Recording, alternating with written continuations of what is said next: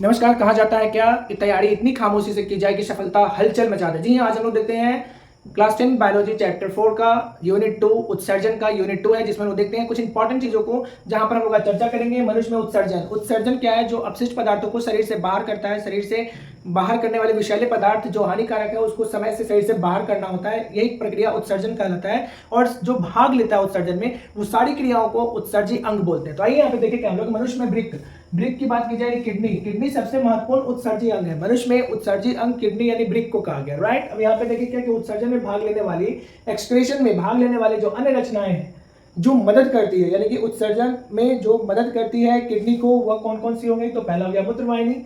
मूत्रवाहिनी को क्या बोलेंगे इंग्लिश में? यूरेटर बोलेंगे। तो यूरेटर हो गया, पहला याद रखेंगे। इसके बाद मूत्राशय यूरिनरी ब्लैडर हो गया, और तीसरा जो गया तथा मूत्र मार्ग यानी यूरेथ्रा है। ये तीनों मिलकर के एक साथ अपशिष्ट पदार्थ को डिसेक्ट करने में मदद करता है। क्लियर हो गया? अब यहाँ पे हम लोग क्या देखें कि उत्सर्जन में उत्सर्जी अंग जो कहलाए, ये तीनों बहुत ही इंपॉर्टेंट हो गया। इसके साथ ही यह समस्त वर्टिब्रेटा उपसंग का उत्सर्जी अंग है। तो हम लोग क्या देखेंगे, वर्टिब्रेटा यानी जितने भी कशेरुकी है, बोन्स वाले हैं, जो बेबी बॉर्न करते हैं, वो सारे जीव जंतुओं में सभी कैरेक्टरिस्टिक पाए जाते हैं। उन सभी में ये सारे अंग मिलकर के किडनी पाए जाते हैं। उसमें सभी ये सब्स्टिट्यूट अंग पाए जाते हैं, यानी कि वृक्क के साथ हेल्पिंग में जो रचनाएं होंगी, मूत्रवाहिनी पाए जाते हैं, मूत्राशय होता है और मूत्र मार्ग होता है, और ये सभी मिलकर के मनुष्य में उत्सर्जी अंग कहलाता है, जिसमें मेन फंक्शन किडनी का होता है। ओके।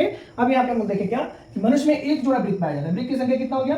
एक जोड़ा। और एक जोड़ा वृक्क में क्या हो गया, पहले इसके बारे में देखिए, इसका आकार क्या होता है। तो यहाँ बायां वृक्क दाएं वृक्क की अपेक्षा कुछ ऊपर स्थित होता है।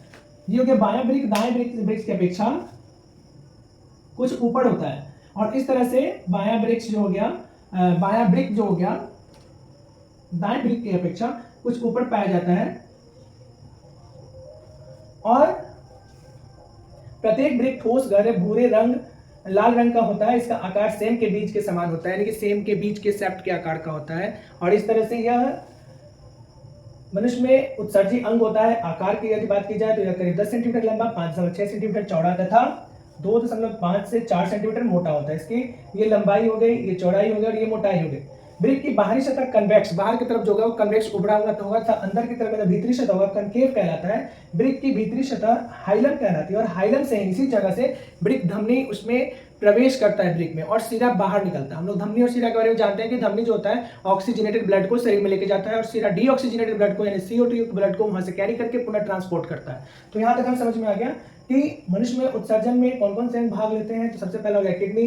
किडनी के साथ जो भाग लेने वाले सब्स्टिट्यूट अंग हो गए जो मदद करते हैं रचनाएं, मूत्रवाहिनी यूरेटर हो गया, मूत्राशय यूरिनरी ब्लैडर हो गया, इसके साथ ही यूरेथ्रा मूत्रमार्ग हो गया। इसके साथ हम लोग क्या देखें यहाँ पे कि समस्त वर्टिब्रेटा में उत्सर्जी अंग लगभग यही होते हैं जो इन फंक्शन वर्क करते हैं और अपशिष्ट पदार्थ को शरीर से बाहर निकालने में मदद करते हैं। किस रूप में? तो यूरिन के रूप में शरीर से बाहर निकलता है। बहुत ही विषैला होता है और ये शरीर से आउच होता है। और इसके साथ ही हम लोग देखिए इसके आकार की बात की जाए तो वृक्क जो है प्रत्येक वृक्क ठोस एवं भूरे लाल रंग का होता है। याद रखेंगे ऑब्जेक्टिव में आता है कि वृक्क का आकार कैसा होता है और ये कैसा होता है। तो ठोस गहरे भूरे लाल रंग का होता है और इसका आकार सेम के बीज के समान होता है, मतलब बीन सैप जिसका आकार हो गया।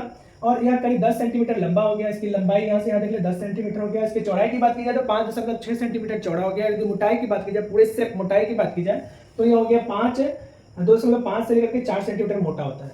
वृक्क की बाहरी सतह जो इस तरह से उभरा हुआ बाहर की सतह कन्वेक्स कहलाएगा, और अंदर का कनकेव धसा हुआ है, अंदर की तरफ कनकेव कहलाएगा। और इसी जंक्शन से भीतरी सतह के जंक्शन से जो निकलता है लाइन, इसको हाइलम बोलते हैं। और हाइलम से ही वृक्क धमनी में प्रवेश करता है, और धमनी जो हो गया ऑक्सीजनेटेड हो गया और सीरा हो गया डीऑक्सीजनेटेड। हम इसको आप आसानी से राइट डाउन करें और ये समझे, बहुत इंपॉर्टेंट है, बहुत मजेदार है। सिस्टमेटिक इसको करते चले तो आसानी से हमें समझ में आ जाएगी। ओके, तो यहाँ तक लोग समझ गए, आगे बढ़ते हैं। इसको वीडियो को पॉज करें, इसको राइट डाउन करें।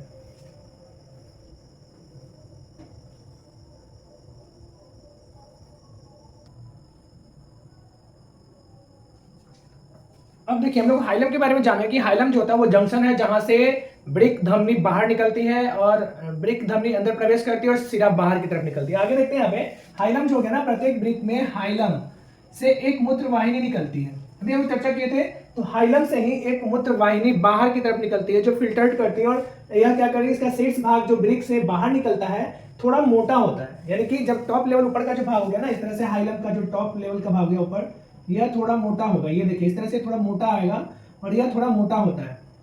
तो इसको याद रखेंगे कि हाइलम का जो भाग निकलता है, शीर्ष भाग ऊपर का जो वृक्क से बाहर निकलता है, थोड़ा सा मोटा होता है।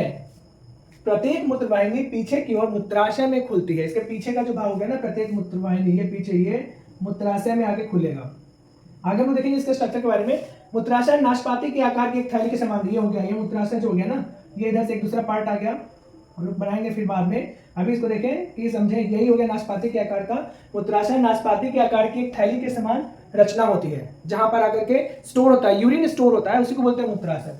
अब क्या होता है, जो रेक्टम के नीचे स्थित होता है, कहाँ पाया जाएगा, तो रेक्टम के नीचे पाया जाता है। तो यहाँ तक हम समझ गए कि हाइलम जो हो गया, प्रत्येक वृक्क में हाइलम मूत्रवाहिनी से, हाइलम से ही वहां से मूत्रवाहिनी निकलती है। इसका शीर्ष भाग जो वृक्क के से बाहर निकलता है, टॉप लेवल का भाग जो वृक्क से बाहर निकलेगा, यह थोड़ा मोटा होगा और नीचे का थोड़ा सकड़ा होगा। प्रत्येक मूत्रवाहिनी पीछे की ओर, पीछे की तरफ ये मूत्राशय में खुलेगा।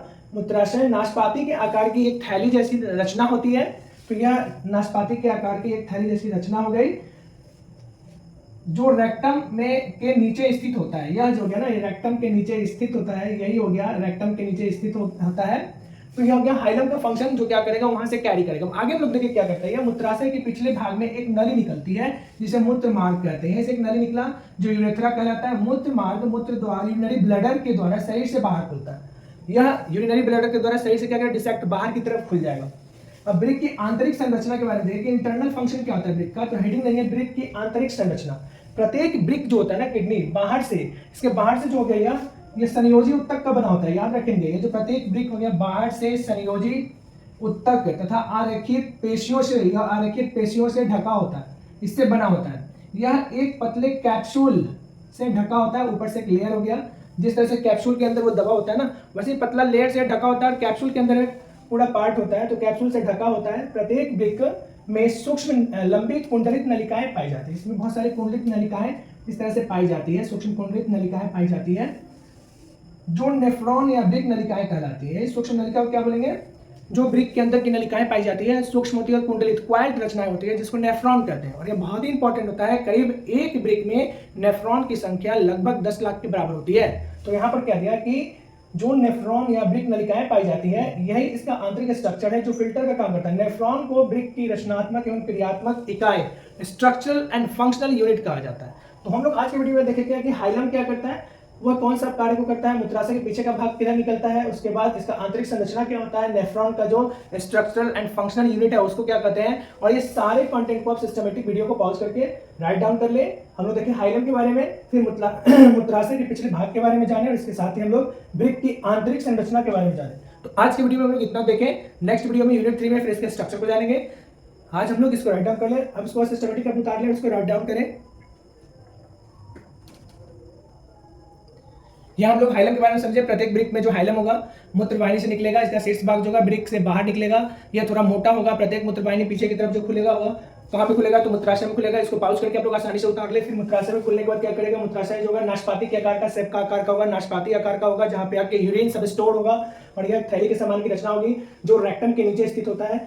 फिर हम बात करते हैं कि मूत्राशय के पीछे का जो भाग होता है, जहाँ से एक नली निकलता है, और यही नली जो निकलेगा इसे मूत्र मार्ग कहते हैं, यूरेथ्रा कहते हैं। और यहाँ से ही जो यूरेथ्रा होता है, मूत्र मार्ग के द्वारा जो क्या होगा, यूरिनरी ओपनिंग के द्वारा शरीर से बाहर खुलता है, जो कि अपशिष्ट पदार्थ को शरीर से बाहर निकालता है। तो ये सारी प्रक्रिया एकदम सिस्टमेटिक ध्यान से याद कर ले, बहुत ही आसान है। और यह जो इंपॉर्टेंट चैप्टर है एक्सक्रेशन उत्सर्जन के बारे में जान रहे हैं, और ये आपके मेडिकल साइंस के लिए भी बहुत इंपॉर्टेंट है। और इसके साथ ही हम लोग बेस कंटेंट में जानते हुए सारे पॉइंट को समझेंगे और बहुत ही आसानी से इसको सरलता से सीखेंगे।